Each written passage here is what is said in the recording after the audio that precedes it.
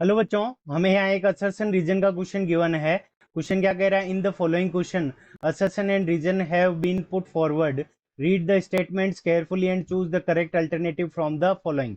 अब option A कब correct होगा? जब असर्शन और रीजन दोनों करेक्ट हो, और रीजन हो वो करेक्ट एक्सप्लेनेशन हो असर्शन का।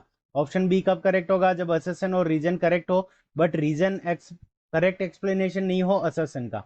और ऑप्शन सी कब करेक्ट होगा? जब असर्शन तो ट्रू हो बट रीजन फॉल्स हो। एंड ऑप्शन डी कब ट्रू होगा? जब असर्शन फॉल्स हो बट रीजन इज ट्रू। अब असर्शन हमें गिवन है, no work is done if a boy walks with a uniform velocity on a straight path carrying a load on his head.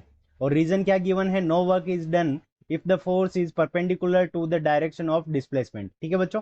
सो इस question को करने के लिए हम क्या करेंगे? की कंसेप्ट अप्लाई करेंगे। सो की कॉन्सेप्ट।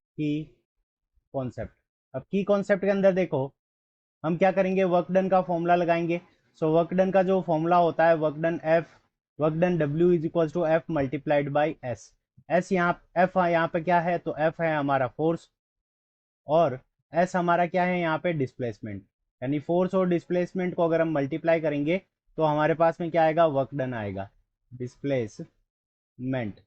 अब देखो, ये बॉय क्या कर रहा है कि लोड को अपने हेड के ऊपर कैरी करके स्ट्रेट पाथ के अंदर यूनिफॉर्म वेलोसिटी से जा रहा है। सो ये सपोज करो ये लोड है, और ये कहाँ है? एक बॉय के हेड के ऊपर है। सो ये हमारा एक बॉय हो जाएगा, इस बॉय के हेड के ऊपर ये हमारा क्या है? लोड है। सो इस लोड को ये कैरी करके आगे की तरफ जा रहा है। तो देखो यहाँ पे इसका लोड जो लगेगा वो हमारा ग्रेविटेशन क्या लगेगा? नीचे की तरफ लगेगा। सो यहाँ पे ये लोड mg, ये क्या लगेगा? नीचे की तरफ। और इसका जो डिस्प्लेसमेंट हो रहा है वो क्या? इस डायरेक्शन के अंदर s। तो देखो इसके फोर्स और डिस्प्लेसमेंट के बीच का एंगल कितना है? 90 डिग्री है। सो यहाँ पे क्या आ जाएगा? Angle angle between angle between F and S, angle between F and S is 90 degree. तो angle between F and S ये हमारा क्या है? 90 डिग्री है। सो वर्क डन क्या हो जाएगा? तो work done will be zero. So अगर हमारा फोर्स और डिस्प्लेसमेंट के बीच में एंगल अगर 90 डिग्री है तो उस कंडीशन में वर्क डन क्या हो जाएगा? हमारा जीरो हो जाएगा। So work done will be zero. तो इसका मतलब असर्शन क्या हो जाएगा? करेक्ट हो जाएगा, क्योंकि नो वर्क डन है। और रीजन क्या दे रखा है? कि no work is done if force is perpendicular to the direction of displacement.